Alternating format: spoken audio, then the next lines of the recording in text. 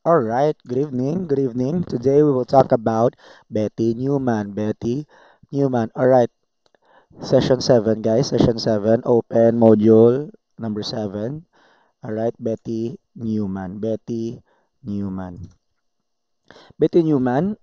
Betty Newman is a unique,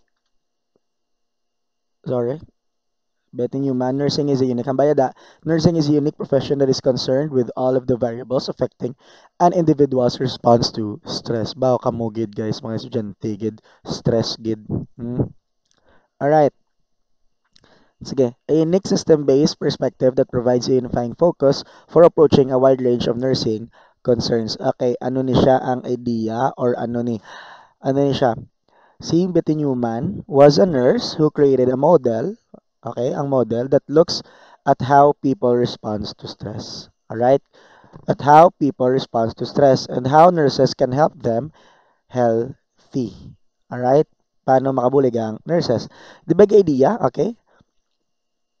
Newman saw each person as a whole system. So, whole system siya, kabilugan. Though circle na siya, guys. Alright? Though circle siya. Kaya nga, it is made up of physical, mental, emotional, and social, spiritual parts. Social and spiritual parts. Alright? So this system is always trying to stay in balance. So dapat in balance siya, guys. Alright? Ang circle nga na, dapat balance siya. Amo na ang pagkita ni Newman. Alright? When stress comes in, magsulod gani ang stress. Alright? Magsulod na ang stress. Like ano, like mga sakit, okay, anxiety, injury, family problems, it can break that balance. Amo na siya. Alright? The basic structure or central core is surrounded by two concentric boundaries or rings called the lines of resistance. Ano ning lines of resistance ni? Una, first line of defense is the person's state of equilibrium or state of adaptation developed and maintained over time and which is considered normal for the person. Second line of defense is dynamic and can be readily and rapidly changed over a short period of time. So, she classified stressors. Guys, meron kita tatlo ka stressors. Tatlo ka stressors. Ano ini? Tatlo ka stressors. It's your intrapersonal, interpersonal, and extrapersonal. Alright, man's reaction to stress is dependent on the integrity of lines of resistance and defense. So, gapati si Newman nga dapat ang tawo, alright, no, ang tao may ara na first line of defense and second line of defense. So, dapat tanan kita hindi dasigid ma-stress pero nagadepende na daw sa integrity sang lines of resistance naton or defense. Tama? Alright. Because of the reaction, man can adapt to a stressor. This is called reconstitution. Reconstitution. Alright? Therefore, nursing interventions focus on keeping or maintaining the stability of the open system. These interventions can be carried out on three levels of prevention. Three levels of prevention: primary, secondary, and tertiary. Alright? Open system, create an environment, client system. Guys, open system characterized by elements that are continuous exchange with a complex organization. Basic to this is stress and stress reaction. Alright? Created environment developed unconsciously by the client in order to express the wholeness of the system by using symbols. Guys, a client system composed of five system variables interacting with the environment. Okay? Ano na siya una? Physiologic. Alright? Physiologic. Variables are body structure and function, psychological, of course, mental processes. Socio-cultural are the effects and influences of social and cultural conditions. Developmental, age-related processes and activities throughout life, and spiritual, of course, spirituality. Alright?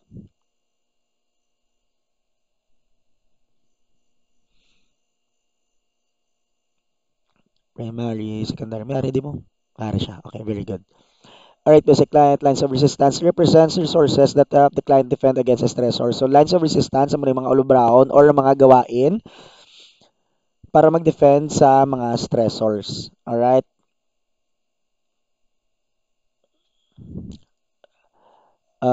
Example, they of course, line of defense or line of resistance, of course, ang immune system. Alright? Immune system, magkasakit, taas ang immune system. Magka-stress, dapat taasin mo coping skills. Alright?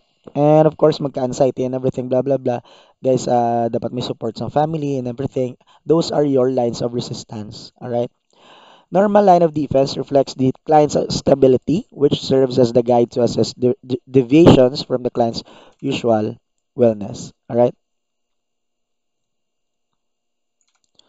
Next is flexible line of defense or intrapersonal. Intrapersonal meaning occur within the individual, sa tao gid. Alright? Interpersonal occur between one or more individuals connected interpersonal. Alright? Extrapersonal outside the individual. Sa sagwa na na. Alright? Next is preventive interventions. Guys, meron ka mga preventive interventions. Ano ining? Ano ini? Alright? Primary, secondary, and tertiary. Alright? Primary, dasigon talang guys. Primary, stop stress before it happens. Alright? Sa primary, this stop stress or problems before it happens. Anong example da guys? Right, vaccines, all right, teaching healthy habits. For example, Ari, teaching a person about weight reduction to decrease the client's chances of developing diabetes. Primary, meaning wala pa. Secondary, ano nang secondary, guys? Amo na ang i-treat mo na. Catch and treat stress early. Screenings, di ba? Giving medicine, meaning before pa, guys, magano, mabalaan mo na. This carried out when symptoms from stress have already occurred. It involves activities that treat the symptoms. For example, parents that have a disabled child, initially they may feel they can never accept the situation. However, they are able to draw on resources they were unaware and eventually find themselves coping well. Alright? Tertiary, ano ang tertiary? Tertiary is help after serious stress to recover or rehab or therapy na. This occurs after the active treatment. Tapos sa isang treatment, it readjusts the client system toward optimal levels of stability. For example, Ari ang goal. The goal is to strengthen resistance to stressors in order to prevent occurrence or regression. Referring the newly diagnosed diabetic client to diabetic resource nurse, tertiary. Okay, more of ano na siya, rehab or therapy niya ang katatlo. Alright, Newman employed the three-step nursing process. Tatlo iya, 1, 2, 3 lang. Ang sa 1, of course, assessment lang tanan. Ang sa 2, ara dang diagnosis, planning, and implementation. Guys, ADPI lang ni siya tanan. A-D-P-I-E. ADPI. Alright? ADPI. ADPI. Amo lang na. Alright? ADPI. Tandaan. Guys, mabalik-balik nilin sa first year nyo hasta sa graduate na kamo guys, mabalik-balik na si ADPI. Assessment, diagnosis, planning, implementation, and evaluation. Alright, may tatlo siya ka nursing process. Assessment, evaluation. Guys, same lang man ni sa tanan. Alright, ang ADPI ni Newman, same ni sa ADPI new as a Soli. Alright, assessment. And then siya, assessment learners looks at the client basic makeup, and known universal stressors, guys. The nurse also looks at humans five variables. Amo to ginang five variables. Bla tandaan niyo to na mag-assess kita lang taon man nato ng five variables. Next, guys, diagnosis, planning, implementation. All right, the next step addresses the nursing diagnosis, which describes the context of the whole client as a system. Ilan ba ko na gina whole client as a system, di ba? Circle siya. All right. Goals are then determined in collaboration with the client. Interventions are determined relative to the goal. So, agyan na naton ang primary, secondary, and tertiary kagina, diri ni siya. Alright? Kung na-assess na naton ang problem, assess na, kadua, diri na siya.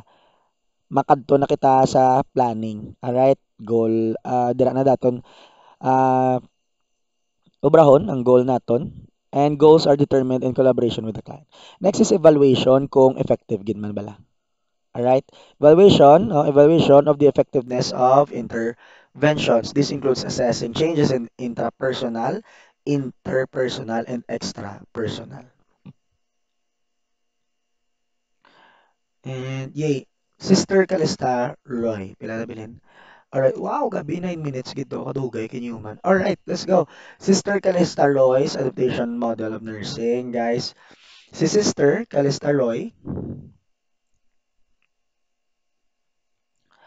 Ano na siya? Nurse kag madre. Alright? Madre siya. Gimaning madre mo. Kaya nga, sister. Tsakto, di ba? Sister Calista Roy. Siya ng madre. Sige okay Alright, Sister Calista Roy's adaptation model of nursing. Amo na gyapon liwat-liwat guys. So the nursing process is a problem-solving approach for gathering data, identifying the capacities and needs of the human adaptive system, selecting and implementing approaches for nursing care. Ginagyan natin gina-add pa nursing process, same lang na ang nursing liwat-liwat. So ano ni siya? Ano siya nurse kag madre nga nagapati nga ang mga tao guys are like adapting systems. Naga-adapt ang tao. That means nga mas kinanuhaboy sa aton nga kabuhi, sakit man, stress or pagbago, we try to adjust so we can survive and stay healthy. Tama? Amo gini ang tao, ginagaan ng tao mas kinano problema, ang tao mas lalo na Pinoy nagapati guyang ang Pinoy very ano kita no dasig kita mag-adjust kung anong yatag sa aton. Alright, it might be sakit, stress or pagbago man guys, ang tao naga-adjust gid para lang makasurvive and of course stay healthy. Alright, assessment of behavior, assessment of stimuli. Alright, the first step of nursing process involves gathering data about the behavior of the person as an adaptive system in each of the blah blah blah. Alright, the second step of the nursing process which involves the identification of internal and external stimuli that are influencing. Guys, kung ma-notice nyo, same lang mano, assessment, diagnosis, planning, sa goal setting, managyapon planning, intervention o evaluation, guys, add pa, same lang na. Alright? Sa stimuli, focal, contextual, and residual, those most immediately confronting the person, or all the other stimuli present that are affecting the situation, those stimuli also residual. Nursing diagnosis, step 3 of the nursing process, which involves the formulation of statements. Alright? Formulation of statements, diagnosis na. Alright? Gina-diagnose na. Next is goal setting. Amo na ni ang inyo nga planning. Alright? The fourth step of nursing process, which of the clear statements of behavioral outcomes. So, ginabantayan nyo na ang outcomes, behavioral outcomes for nursing care. Next, intervention, guys. Dili na kamo gahulag. Dili na kamo ga-intervene. Alright? Intervention. Next, evaluation. Evaluate, of course. Now, for adaptive modes. Tandaan ang four adaptive modes ni Roy. Okay? In short, tawag ni Roy's modes. Alright? Roy's modes. Alright? Sister Calista Roy's modes. Alright? Four ways people adapt. Okay? There are four ways that people adapt. Okay? In other words, they are the external expressions of the above internal process. Alright? So, ano ni gani, ang obra ni Sister Calista Roy, ang iyang idea is that, di ba gapati siya nga ang mga tao nag-adjust gid, nag-dasig siya, nag-adjust or in order to survive and of course to stay healthy. Guys, sa health, how well you adapt to changes in your environment. So, ano bra ni nurses? Nurses help patients adapt better when their own coping is not enough. Alright? Una, so good kita sa physiological and physical mode. Guys, in short, ano lang niya, how your body reacts physically. Alright? How your body reacts physically. Physical na. Example, breathing, eating, sleeping, and of course, healing wounds. Alright? Breathing, oxygenation, eating. Same lang man na. Alright? Next is self-concept group identity mode.